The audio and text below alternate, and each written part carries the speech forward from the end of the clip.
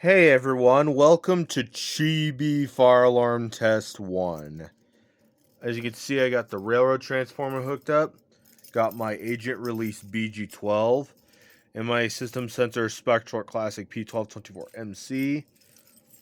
So yeah, this is a spin-off, or at least a part of the fire alarm system test series. So let's pull it.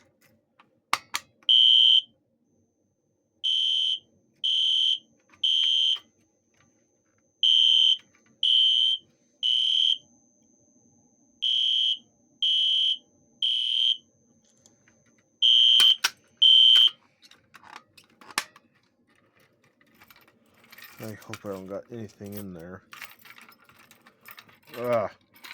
This is a challenge. I gotta put this down.